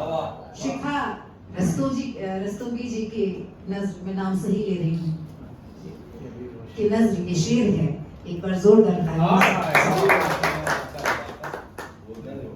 जिस तरह से अभी रोशन हुआ जाता है रास्ता, वो देखो एक औरत आ रही है। औरत जहाँ रहेगी वहाँ अपनी खुशबू से, अपने संस्कारों से वातावरण को महकाएगी, परिवार को महकाएगी, अपने सुसंस्कारित कार्यों से पूरे माहौल को महकाएगी, खुशबू देगी। और जाहिर सी बात है कि आप लोगों ने यहाँ पर जो काव्य प्रदर्शन किया, जो व्यंग की कविताएं पढ़ी, इसके पीछे भी आपकी धर्म पत्नियों का। अब एक शेर और याद आता है। ये हिंदी की विकास यात्रा विषय आपने लिया, तो हिंदी की विकास यात्रा जो विश्व हिंदी मंच है आपका, केशव जी का, वो आप एक इवेंट ऑर्गेनाइजर हैं, आप बहुत सारे कार्यक्रम कराते हैं, लेकिन साथ में हिंदी के लिए जो आपका समर्पण है वो अनुकरणीय है। आप अपने आप पे बहुत बड़ी। एक शेर यूं है कि कोई भी बात कहाँ, मैंने इनका पूरी इनकी यात्रा की साक्षी रही हूँ, इसलिए मैं पूरे यकीन के साथ ये शेर कह सकती हूँ कि कोई भी बात कहाँ कैसे कही जाती है, कौन सी बात किस वक्त कैसे कही जाती है, कोई भी बात कहाँ कैसे कही जाती है, सलीका हो तो हर बात सुन जाए, ये सलीका हो तो हर बात सुन जाए। कल रात में 11 बजे के बाद इस कार्यक्रम की भूमिका नींव रखी गई और दोपहर में हम सब यहाँ पे उपस्थित हैं। ये इसका श्रेय जाता है केशव जी को। उन्होंने इस तरह से लोगों को जोड़ के रखा है और उसकी भूमिका का निर्वहन शिखा जी ने किया। और इस विकास यात्रा पे जो यहाँ पर आमंत्रित अतिथिगण जिन्होंने उस पर अपने विचार रखे, मैं एक बड़ी छोटी सी इकाई हूँ, मैं तो क्या ही कहूँगी, कुछ चीज़ों को मैंने देखा समझा तो मुझे लगा कि हिंदी लगा क्या, ये तो पुराना अनुभव है कि हिंदी पे कार्य की आवश्यकता अब नहीं रही, हिंदी में काम करने की आवश्यकता है और हम सब कर रहे हैं। जैसे कि अमित जी ने बताया, आपने बताया, आपने अपना उदाहरण प्रस्तुत किया, आप सबने अपने अपने उदाहरणों से बताया। और मैं एक कवित्री हूँ, एक शायरा हूँ, 2 ज़बानों पर दखल रखती हूँ। कुछ बातें जो मैं कहना चाहूंगी कि भाषाई शुद्धता वो बहुत जरूरी है, क्योंकि उससे हमारे संस्कार जुड़े हुए हैं। जब हम कहते हैं बैठो, बैठिए, और हम कहते हैं तशरीफ रखिए, और हम कहते हैं विराजिए, तो वो जो सनातन, जिस हम सनातन की बात करते हैं लौटने की, वो हमारी संस्कृत निष्ठ हिंदी में वो संस्कार है, उनको जीवित रखने की आवश्यकता इसलिए है कि हम अपने आगे आने वाली पीढ़ी को कुछ दे सकें। उस भाषा के प्रयोग से ही माहौल परिवर्तित हो जाता है, वातावरण सुगंधित हो जाता है, दैवीय हो जाता है। अभी हम प्रेम जी को सुनेंगे, उनके बारे में मैंने अभी तक सुना है, तो जाहिर सी बात है कि निसंदेह उसको महसूस कर पाएंगे। अब केशव जी, ये कार्यक्रम आप किसी लॉन में रख देते, कहीं रख देते, लेकिन आपने कहाँ रखा है इसका ये देखिए, तो एक माहौल बना। राजेश जी के लिए जोर आता है कि हिंदी की विकास यात्रा में बहुत बड़ी बड़ी बातों की, बहुत बड़े बड़े कामों की जरूरत नहीं है। ये साबित कर दिया आप सबके वक्तव्य ने कि आप अपने आप में एक एक व्यक्ति यहाँ उपस्थित, एक एक व्यक्ति, आप भले आपने मंच पर, आपने माइक पर बहुत ज्यादा नहीं बोला, लेकिन अपने आप में आप सब एक विश्वविद्यालय हैं, हम सब एक विश्वविद्यालय हैं, क्योंकि हम हिंदी पर काम नहीं कर रहे हैं, हम हिंदी में काम कर रहे हैं। तब एक शेर याद आता है कि जहां रहेगा वहीं रोशनी लुटाएगा, जहां रहेगा वहीं रोशनी लुटाएगा, किसी चिराग का अपना मकान नहीं होता, किसी चिराग का अपना मकान नहीं होता। ये थी भाषा शुद्धता की बात। हिंदी इतनी सहज है, जैसे दिनेश जी ने बात कही, मातृभाषा है, माँ की भाषा है, लेकिन माँ को हम जैसे भी बरतें, ये हमें माँ इसकी इजाजत देती है, लेकिन जो हमारा दायित्व है माँ के प्रति कि अपनी माँ की साथ संभाल, वो दायित्व की, उस दायित्व की, कर्तव्य की पूर्ति हमें अपने स्तर पे करनी ही चाहिए। तो भाषाई शुद्धता, जब हम लेखन की बात करें, जब हम किताब की बात करें, तो वहाँ पर मुझे लगता है कि एक आम साहित्य, एक आम लेखन है और एक साहित्य है। तो शिखा जी इस बात समझ रही होंगी, आप सब समझ रहे होंगे, मुझे विश्वास है कि वहाँ एक जिम्मेदारी बन जाती है। आज अगर इन किताबों में, इन पुस्तकों में, देखिए किताब और पुस्तक कितना फर्क हो जाता है, आंतरिक लय परिवर्तित हो जाती है। ये किताबें रखी हैं, ये पुस्तकें रखी हैं, तो अगर वहाँ पे भाषाई शुद्धता नहीं होती, व्याकरण और इन सब का बोध नहीं होता, तो आज हम तक क्या पहुँचता, हम उसके मर्म में न बैठ पाते, अर्थ तक ही सीमित रह जाते। तो ये छोटी छोटी बातें, इन पर भविष्य में कभी बात करेंगे। आज तो माहौल को थोड़ा सा बहुत खूबसूरत कर दिया है, बदल ही दिया है, और हिंदी में, हाँ अच्छा, तो मैं इसी पर आती हूँ और इस बात से इस विषय का समापन करती हूँ कि मैं क्योंकि तैयार होकर नहीं आई थी, मैंने आपसे पूछा अच्छा मुझे शायरी पढ़नी है, मुझे शेर कहने हैं, अच्छा ठीक है, तो मैं कोशिश करती हूँ। मैं तो इस विषय के अनुरूप सोच मानसिकता बनाकर आएगी, तो एक जरूरी बात मैं कोशिश करती हूँ, आप कहो सराफों पर शहर में रहना है,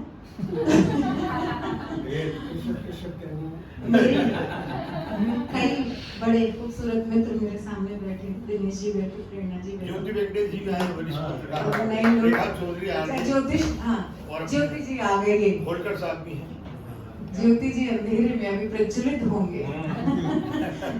अच्छा, तो मैं ये कहना चाह रही थी कि जो भाषाएं हैं कुछ दो एक तीन एक ये जरूरी बिंदु मुझे लगता है कि इस पर बात कर लेनी चाहिए मुझे और इसी पर समापन कर देना चाहिए कि ठीक है हिंदी सहज है, निश्चल है, किसी को भी अपने में आत्मसम्मान आत्मसात कर लेने की उसमें शक्ति है, उसकी वैज्ञानिकता के कारण हम देवनागरी लिपि का प्रयोग करते हैं, लेकिन हम बोलचाल में हिंदी को बहुत टूट जाती है वो, क्योंकि प्रांतीय जो भाषाएं हैं उनका उसमें समावेश हो जाता है।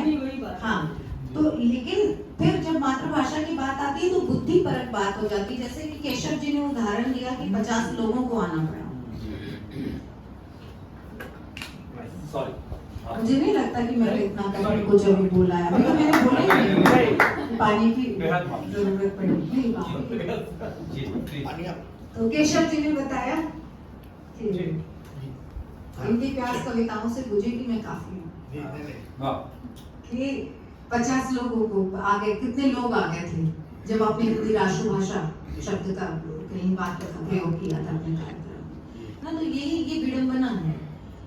कारण क्या है, जब हम राष्ट्रभाषा की बात करते हैं तो राज्य की भाषाओं को लगता है कि हमारे साथ उस भाषाई क्षेत्र के लोगों को उस राज्य के लोगों को जब ये लगता है तो वो बौद्धिक स्तर पर जो वो दरार वाली बात पैदा होती है, तो वो इस तरह के विसंगतियों को जन्म देती है।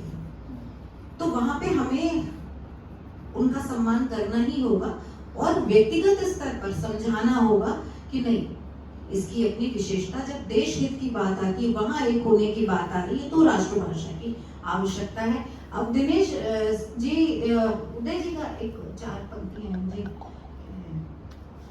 न तेरा है न मेरा है ये हिंदुस्तान सबका है, नहीं समझी गई ये बात तो नुकसान सबका है, जो इसमें मिल गई नदियां वो दिखलाई नहीं देती, महासागर बनाने में मगर एहसान सबका है। मराठी हो, आसामी हो, गुजराती हो, सबका एहसान है हिंदी को हिंदी बनाने में, उसको समृद्ध करने में। तो खैर इस पर हम अलग से चर्चा रखेंगे। अब मैं आती हूँ अशार, मुझे देख के इजाजत है। एक तन्हा शेर याद आता है। तन्हा शेर यूं है कि इश्क क्या है, बस इसी एहसास का तो नाम है। इश्क क्या है, बस इसी एहसास का तो नाम है, आग का महसूस होना हाथ जल जाने के बाद।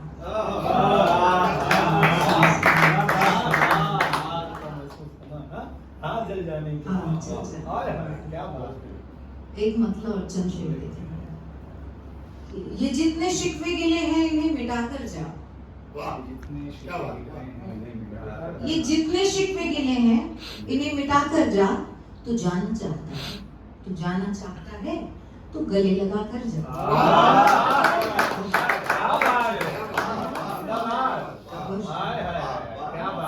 ये जितने शिकवे गिले हैं इन्हें मिटाकर जा। तू जाना चाहता है तो गले लगा कर जा। और ये शेर देखिए कि मैं भूल जाऊं तुझे या मैं इंतजार करूं, मैं भूल जाऊं तुझे या मैं इंतजार करूं, तू अपने जाने से पहले मुझे बता।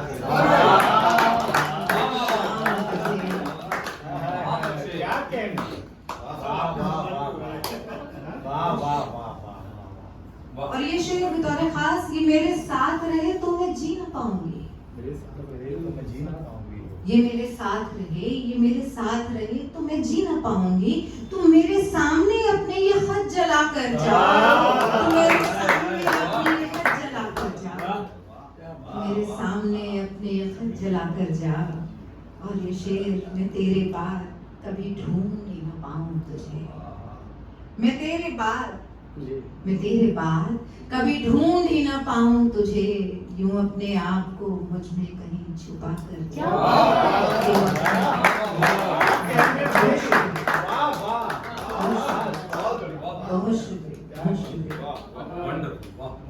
और ये शेर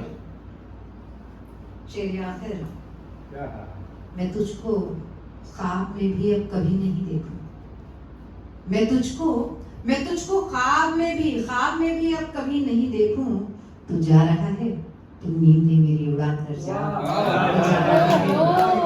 बहुत अच्छे, बहुत अच्छे।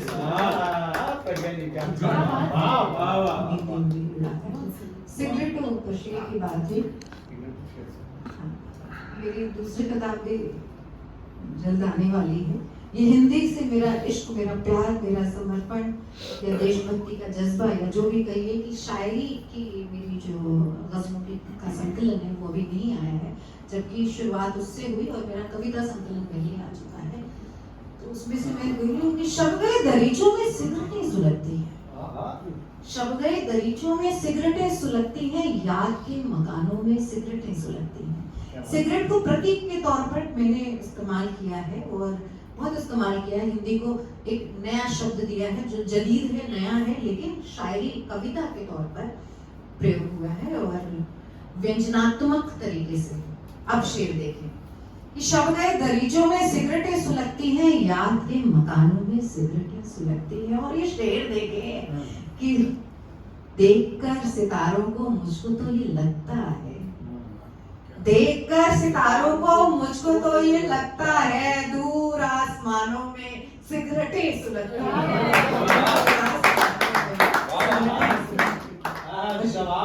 देखकर सितारों को मुझको तो ये लगता है, दूर आसमानों में सिगरेटें सुलगती हैं।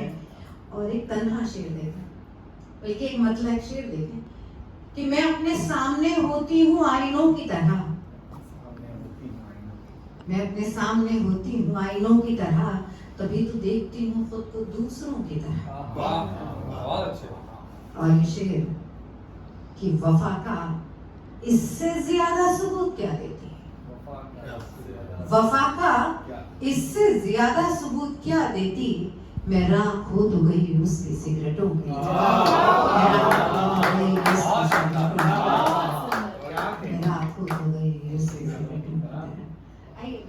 आखिरी एक छोटी सी कविता सुना देती हूँ कि वो देखकर मोबाइल पे पढ़ना और हाथ में लेना आप लोगों से दूरी का एहसास ये बर्दाश्त नहीं है। अब पूरी आ गई। अब मैं पूरी एक बड़ी पुरानी कविता याद आती है, टेलीफोन। इजाजत? यस बहुत अच्छी कविता है। दिनेश जी बहुत अच्छी सलाह देते हैं, इसलिए मैंने उनसे सलाह ली। फिर उदय जी का शेर याद आता है। वो दौर, हम मोबाइल की बात आपने की थी, आपने जिक्र किया था कि मोबाइल से याद है कि मोबाइल पर हम रोमन की जगह जो देवनागरी का प्रयोग करने लगे हैं। तो ये जो संचार का माध्यम है, ये जो हमारी मुश्किल है, ये हमारी आसानी भी है। हिंदी को आज प्रचार की नहीं प्रसार की आवश्यकता है और वो प्रसार करने में पूरी तरह। आप देखिए कविता, उदय प्रताप जी का शेर है कि हर फैसला होता नहीं सिक्का उछाल के, ये दिल का मामला है। हर फैसला होता नहीं सिक्का उछाल के, ये दिल का मामला है जरा देखभाल के। और शेर के मोबाइलों के दौर के आशिक को क्या पता, मोबाइलों के दौर के आशिक को क्या पता, रखते थे कैसे खत में कलेजा।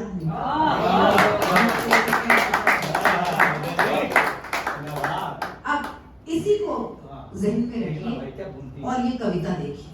वो दौर जब मोबाइलों का कौन सी कॉल आती थी, दूसरों के घर जाना पड़ता था। लैंडलाइन पे भी हमें ट्रंक कॉल बुक करनी पड़ती है। किसी के घर में हम इंतजार कर रहे हैं हमारा कॉल आए, कभी हमारे घर फोन होता तो पड़ोसी आके इंतजार कर रहे होते थे। वो दौर, उस दौर में आइए चलते हैं सिर्फ 2-2.5 मिनट के लिए। और सुने, एक रोज उसका फोन आया, एक रोज उसका फोन आया। मैंने कहा हेलो, वो बोला हेलो, कैसी हो तुम? मैंने कहा अच्छी हूं, तुम सुनाओ, इतने अरसे बाद तुमने मुझे फोन किया और इस कदर सड़ दिया जब। वो बोला मालूम नहीं, पता नहीं, मैंने शायद तुम्हें यूं ही फोन कर दिया। मैंने कहा यूं ही?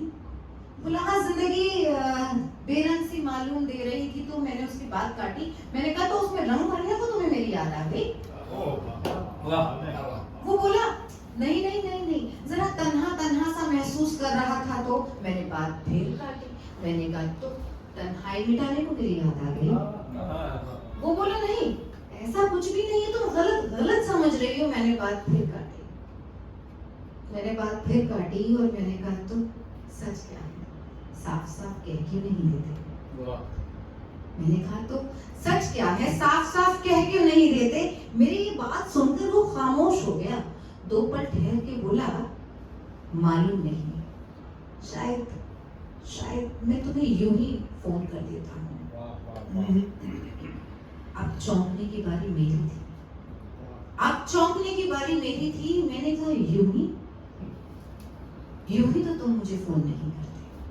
हाँ ये बात और है कि मैं यूं ही रोज तुम्हारे फोन का इंतजार करती हूँ। ये बात और है कि मैं यूं ही रोज तुम्हारे फोन का इंतजार करती हूँ, और जब इस इंतजार की मुझे आदत सी पड़ने को होती है ना, तो यूं ही तुम्हारा दोबारा फोन आता है। और जब इस इंतजार की मुझे आदत सी पड़ने को होती है, तो यूं ही तुम्हारा दोबारा फोन आ जाता है। और मालूम है यूं ही मैं फोन पर कुछ तक बातें कह जाती हूँ, बातों के दौरान तुम्हारा फोन डिस्कनेक्ट हो जाता है। और मालूम है फिर यूं ही डिस्कनेक्ट फोन के अगले सिरे को अपने कानों से लगाए मैं अपनी अधूरी बात पूरी करती रहती हूँ।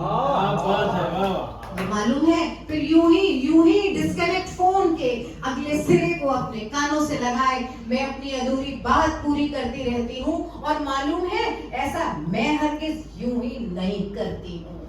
और मालूम है ऐसा मैं हरगिज यूं ही नहीं करती हूँ। ऐसा मैं इसलिए करती हूँ ताकि मेरे बगल में खड़ी मेरी सहेली जिसके नंबर पे तुम्हारा फोन आया है ना, ताकि मेरे बगल में खड़ी मेरी सहेली जिसके नंबर पे तुम्हारा फोन आया है ना, उसे ये न लगे कि तुमने मुझे यूं ही फोन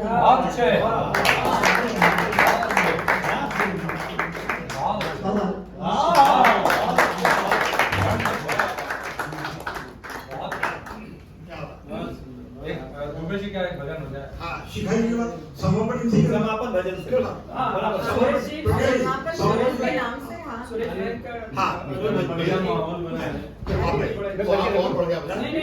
समापन भजन से करेंगे। समापन भजन से ठीक है ना? बिल्कुल। कुछ अगर एक कविता अब शिखाजी को आप सुनिए।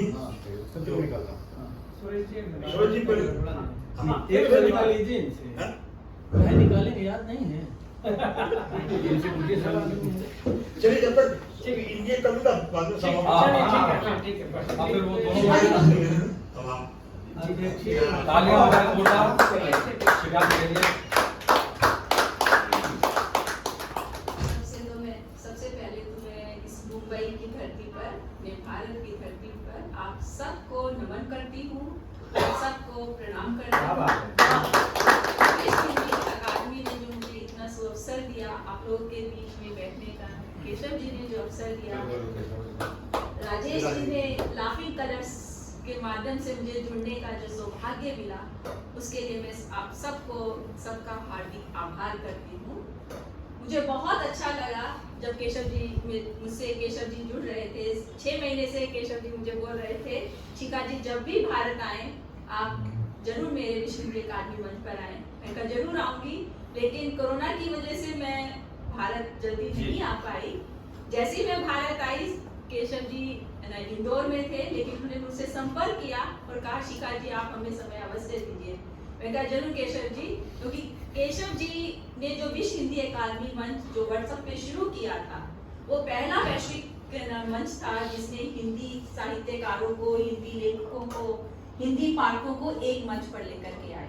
बहुत सारे जुड़े। मैं केशव जी से उसी दौरान जुड़ी जब केशव जी विश्व में हिंदी में विश्व कर रहे थे। उनकी इस सीरीज के अंदर मैं काफी सहभागी रही और मुझे बहुत अच्छा लगा जब केशव जी विश्व के अलग अलग लेखकों को, अलग अलग साहित्यकारों को एक मंच पर लाते थे। तो आज मुझे भी ये सौभाग्य मिला कि मैं आप सबके बीच आ सकी और आप सबका इतना सुंदर सुंदर वृतांत सुना, वक्तव्य सुना, मुझे बहुत अच्छा लगा। जैसा कि आज केशव जी ने विषय रखा है हिंदी की विकास यात्रा, मेरी भी हिंदी की विकास यात्रा, जैसा कि अमित जी ने कहा कि वो छोटेपन से हिंदी से जुड़े थे, मैं भी कक्षा 8 से जुड़ी थी। मैं आकाशवाणी सूरतगढ़ के अंदर अपने प्रोग्राम देती थी। उस समय युवाणी प्रोग्राम आता था।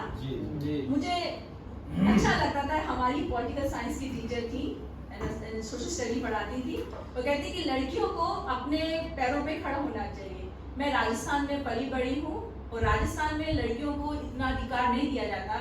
शाम 6 बजे के बाद में लड़कियां बाहर नहीं जा सकती हैं। लेकिन मेरे पापा इंजीनियर थे, मेरे घर में बिल्कुल स्वतंत्र वातावरण था, मुक्त वातावरण था। तो मैं स्वतंत्र वातावरण में पली बड़ी, मुझे कोई रोक टोक नहीं थी। तो उन्होंने कहा कि शिखा, जब हम अपने आप में वो टैलेंट है तो आप अपने उस चीज को दिखाइए। तो उन्होंने मुझे आकाशवाणी में युवाणी से जोड़ा और मेरे को पहला जो चेक मिला वो 79 रुपीज का था, 69 रुपए का वो चेक था। वो चेक जब मेरा राजस्थान जयपुर बैंक में जमा हुआ तो मुझे बहुत खुशी हुई। पापा पॉकेट मनी देते हैं, हम लोग उस पॉकेट मनी को खर्च करते हैं, लेकिन जो 69 रुपए की जो मेरी अपनी बात थी, वो जो कमाई थी, वो मेरी कमाई बढ़ते बढ़ते मैंने लॉ किया। लॉ करने के बाद मुझे महिला जगत में मिला, फिर मेरे को लॉ चैम्बर में मिला। उसके बाद मुझे उद्घोषक की पोस्ट मिली, लेकिन मैंने उद्घोषक की पोस्ट नहीं ली क्योंकि जो आकाशवाणी होते हैं वो शहर से बाहर होते हैं। तो लड़की के लिए है कि हम 5 बहनें थे, भाई मेरा बहुत छोटा था, तो हम जा नहीं सकते क्योंकि जो उद्घोषक की नौकरी ऐसी है कि आपको रात को भी जाना पड़ेगा, दिन में भी जाना पड़ेगा। तो मैंने वो नौकरी नहीं ली। लेकिन मन में एक जो बालिका होने का, लड़की होने का जो दुख होता है, वो मुझे आज भी वो चीज देता है, क्योंकि मैंने लड़की होने पर बहुत से ऐसे मौके छोड़े हैं। तो आज जो मोदी सरकार के समय में हम देखते हैं कि लड़की बचाओ, बेटी बचाओ, बेटी पढ़ाओ, मुझे बहुत अच्छा लगता है ये चीज देखने के लिए, जिसकी जरूरत सबसे ज्यादा राजस्थान हरियाणा क्षेत्र में है। ऐसे ही मेरा को सब इंस्पेक्टर बनने का मौका मिला, लेकिन घर में मैं 3rd नंबर पे थी, पापा मेरे नंबर 1 पर थे। मेरे दादाजी एक्सपायर, मतलब समाचार मिला कि वो बीमार हैं और मुझे पापा के साथ जाना था। पापा ने देखा कि 3 दिन में हम तुम्हें अजमेर मेरा टेस्ट होना था, इंटरव्यू पास कर लिया था, फिजिकल सब पास कर लिया था, खाली एक जो फाइनल कॉल होती है वो उसके लिए मुझे अपने डॉक्यूमेंट सबमिट करने थे। लेकिन वहां भी मैं एक लड़की हूँ, मैं मेरठ से अजमेर नहीं जा सकती, क्योंकि मैं जाऊंगी तो अपने पापा के साथ जाऊंगी। मैंने वो अवसर भी एक लड़की होने का खोया। उसके बाद मेरा लॉ कंप्लीट हुआ, शादी हो गई, शादी होके राजस्थान से बम्बई आ गई। अब यहाँ पर भी लड़की का है, महिला का, लेकिन ससुराल मेरी बहुत अच्छी थी, स्वच्छंद वातावरण था, मुक्त वातावरण, मुझे कोई रोक टोक नहीं थी। तो मेरे ससुर ने मेरे में ये चीज देखी कि मैं पढ़ी लिखी हूँ और मैं लॉ जानती हूँ, तो उन्होंने कहा कि मैं कोऑपरेटिव जो लॉयर होते हैं, मैं तुम्हें एक दुकान दिलाता हूँ, तुम उसे अपना शुरू करिए। तभी क्या हुआ, मेरे पति को बैंकॉक सर्विस करने का मौका मिल गया। ये सन 99 की बात है। वो बैंकॉक चले गए। बैंकॉक जाने के बाद मुझे ये लगा कि मेरा अभी जो अवसर आया था लॉ का, शायद वो भी मेरा छूट जाएगा। एक मन में चाह रही कि ना कुछ मैं कर सकूं, मैं अपने देश के लिए कुछ कर सकूं। मैं पुलिस में जाना चाहती थी, वहां मैं देश की सेवा नहीं कर सकी, वकील होने में सेवा नहीं कर सकी। अब मैं देश की भूमि छोड़ दूंगी, अपने राष्ट्र से दूसरे राष्ट्र में चली जाऊंगी, तो मैं कुछ भी नहीं कर पाऊंगी। लेकिन मेरे पति का मेरे साथ पूरा सहयोग मिला और मैं बैंकॉक गई। वहां मेरी यात्रा हिंदी से शुरू हुई, जो कि मैं कभी भी अध्यापन क्षेत्र में नहीं आना चाहती थी, लेकिन वहां जरूरत थी। एम्बेसी से कॉल आया कि आप MA B.Ed हैं और आप पढ़ी लिखी हैं, तो क्या आप थाई बच्चों को हिंदी सिखाएंगे? तो मेरे मन में ये आया कि मैं अगर देश की सेवा पुलिस से न कर सकी, तो क्यों ना मैं अपनी देश की सेवा अपनी मातृभाषा हिंदी को पढ़ाकर करूँ। और जब मैंने एम्बेसी के अंदर पैर रखा, मैंने देखा कि वहाँ स्टूडेंट नहीं, मैंने सोचा कि छोटे स्टूडेंट होंगे, लेकिन वहाँ तो सब 60 के हैं, 70 के हैं, 80 के हैं और विभिन्न नागरिकता प्राप्त है। कोई चीनी है, कोई कोरियन है, कोई ब्रिटिश है, कोई जापानीज है। इनको हिंदी सिखाना ये मेरे लिए बड़ी चुनौती थी और मुझे ही पाठ्यक्रम बनाना था और मुझे उन्हें सिखाना था। तो मैंने उसके लिए ये जरिया चुना कि किस तरीके से हम है ना आसान भाषा से उनकी भाषा को समझ सके। मैंने पहले थाई को समझना शुरू किया, उनके विचारों को समझना शुरू किया, क्योंकि वो अलग अलग क्षेत्रों से आए थे। कोई है ना दूतावास से था, कोई इमिग्रेशन डिपार्टमेंट से था, कोई पत्राचार से था, कोई बैंकॉक पोस्ट वहाँ पे अखबार निकलता है उससे जुड़ा हुआ था, कोई टीवी चैनल से जुड़े हुए थे। उनको जरूरत थी हिंदी सीखने की। थाईलैंड के अंदर भारतीय सभ्यता संस्कृति, ऐसा मान लीजिए कि एक दूसरा भारत है। वहाँ भारतीय सभ्यता और संस्कृति उनके रोम रोम में बसी हुई है। वो बौद्ध धर्म का पालन जरूर करते हैं, लेकिन हमारे सनातन धर्म से जुड़े हुए हैं। सनातन धर्म उनके हर तरह का, जैसे गणेशा का उत्सव है, शिवा का उत्सव है, राम की भूमि, वहाँ राजा को राम ही कहा जाता है। रामा 1, रामा 2, अब तो रामा 10 है। वहाँ भी अयोध्या है, हमारे यहाँ भी अयोध्या है। जैसे कहा जाता है ना कि वो राजा को विष्णु का अवतार मानते हैं, कि हमारा जो राम राजा है वो विष्णु के अवतार है। इसीलिए उन्होंने क्या किया है, अपना जो है ना प्रतीक चिन्ह है, उनका जो राष्ट्रीय चिन्ह है वो भी गरुड़ है, और वो जो राजवंश है वो भी चक्री राजवंश है, क्योंकि विष्णु का चक्र है। तो बहुत सी चीजें मैंने ऐसी देखी, वहाँ के खान पान में देखा, उनके रहन सहन में देखा, उनके शब्दों में देखा, क्योंकि वो पाली भाषा से उद्धृत हुई है। तो बहुत सारे ऐसे शब्द है जो हिंदी से मिलते जुलते हैं, तो मुझे समझाने में बहुत आसान लगा। फिर मैंने उनको आसान भाषा से समझाना क ख ग से शुरू किया, क्योंकि मेरा मानना है कि जब तक आप लिखना नहीं जानेंगे तब तक आप पढ़ना नहीं जानेंगे, बोलना नहीं जानेंगे। तो मैंने सबसे पहले अल्फाबेट लिए। मेरे लिए बहुत मुश्किल था कि एकदम अ आ इ क ख ग सिखाना। मैंने उनको वहीं से पढ़ाना शुरू किया। वो पढ़ते थे, बहुत सम्मान देते थे। एक सबसे बड़ी बात थाई लोगों में क्या है, वो गुरु को आचान बोलते हैं। और इतने बड़े, चाहे 70 इयर्स का, 80 इयर्स का, वो आपके पैरों को, मैं उस समय तो बहुत छोटी थी, तो वो मेरे पैरों को हाथ लगाते थे, आचान कहते थे। वो जब मेरे सामने आते थे तो घुटने के बल आते थे। इसी भी उम्र का है, वो आपके सामने ऐसे खड़े नहीं हो जाते थे, क्योंकि मैं गुरु हूँ उनकी। वो आके घुटने के बल आकर के मुझे पैरों को हाथ लगाते। मुझे बहुत अजीब लगता था, क्योंकि मैं उनके सामने बहुत छोटी थी। लेकिन ये सब देखते हुए मैं उनको पढ़ाने लगी, और उन्होंने भी बड़े प्यार से मेरे साथ है ना सीखा। एक मैं आपको दृष्टांत बताना चाहूंगी। मेरे को ये नहीं मालूम कि मेरे स्टूडेंट कहाँ से, क्योंकि उनके नाम बहुत बड़े होते हैं। जैसे हमारे यहाँ तो मिश्रा बहुत मिल जाएंगे, शुक्ला बहुत मिल जाएंगे, गुप्तास बहुत मिल जाएंगे। वहाँ जो सरनेम है वो एक ही होता है। एक ही फैमिली में भी एक ही रहेगा, दूसरी फैमिली को वो सरनेम नहीं दिया जाता। उनका अपना सरनेम होता है, और वो सरनेम इतना बड़ा होता है कि उसको हम बोल नहीं सकते। तो अब मुझे उनके सरनेम से बुलाना नहीं होता, तो उनके निक नेम होते हैं, नाम बहुत बड़े होते हैं। तो उनके निक नेम होते हैं, जैसे क्या, कौन, इस तरीके के नाम होते हैं, निक, सैम। तो मैंने उनके छोटे जो नाम थे वो याद करना शुरू किया। मुझे सैम करके एक लड़के का नाम याद था। अब मैं पढ़ा रही हूँ 99 से पढ़ा रही हूँ, 99 से लेके अब तक पता नहीं कितने बच्चे निकल कर गए हैं, मुझे नहीं यकीन है। ये इस बात है 2017 की। 2017 मैं थाईलैंड के इमिग्रेशन में खड़ी थी। वहाँ इमिग्रेशन के अंदर जो पुलिस वर्दी के अंदर जो 2 बैठे रहते हैं पुलिस में, वहाँ से एक पुलिस मैन आता है और मेरे सामने आके खड़ा हो जाता है। मैं डर गई कि शायद मेरे पास पासपोर्ट नहीं है, क्या कुछ नहीं है, क्योंकि एकदम से पुलिस की वर्दी के अंदर वो आके मुझे अचान नमस्ते और मेरे पैरों को हाथ लगाता है। मैं ऊपर से नीचे देखती हूँ,